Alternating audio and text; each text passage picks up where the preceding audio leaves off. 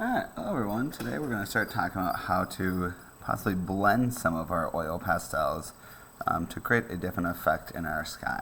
I remember we're kind of starting with our sky, working our way down to the bottom of the paper, just like we did when we started the drawing part of this project.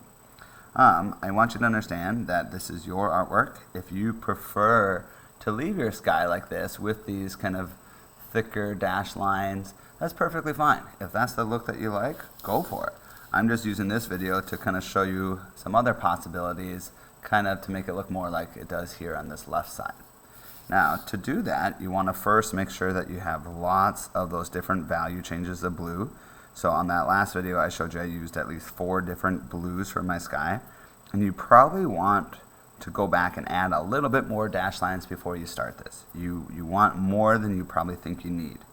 And then to be honest, I like to just use my fingers to blend them together.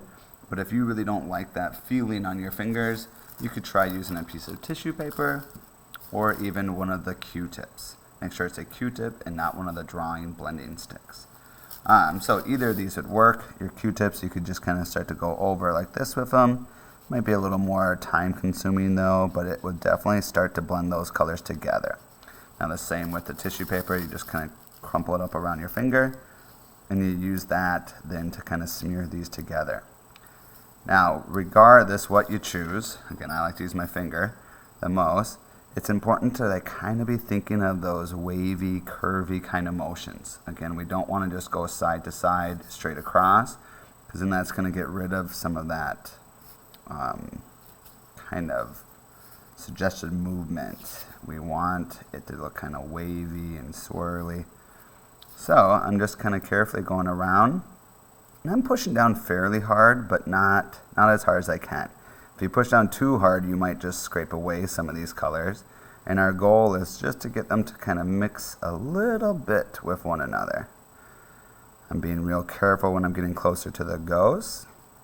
I'm going to go back and add some white pastel to that eventually. But for right now, I'm just holding off on that until I'm done with the sky. In these tiny areas, it might be good to go back with a Q-tip instead, but I managed all right on that one. So I'm just kind of making sure to be thinking about that variety as I'm blending these in. So you'll notice I'm kind of moving some up, some over, trying to mix it up. But you can see I was able to get those to mix together a lot, and I kind of like how you can still see some of these darker colors in there. Now, I would continue to do that all in here and with the stars. I want you to be cautious though. If you're done doing the sky, you're probably still going to have a lot of that color on your finger. So before you go to like the ghosts or the stars, make sure you clean off your hands because you don't want to contaminate the colors. But I just want to take a second to mention that, you know, if you're not quite happy with this look after you blend them together, you can always go back and add a few more lines back in it. So if you want to kind of like help show that movement a little bit more or create some other kind of more distinct wave lines, you definitely can.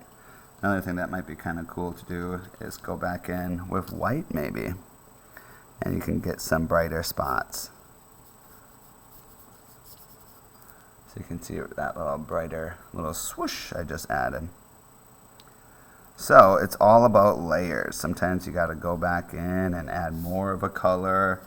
Like I said in the beginning, before you start blending, it's probably a good idea to go back and add a few more dashes first, because if you don't have enough of them, it's not going to fill it in as much when you go over it with your fingers like I did here.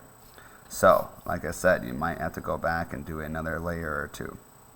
But have fun, keep on adding lots of different value changes of whichever color you're working on, and just keep working your way down towards that horizon line. Now next week I'm going to have some videos that it's going to talk more about some techniques for the bottom, but if you get to that point, please come and ask me about it. Alright, have fun.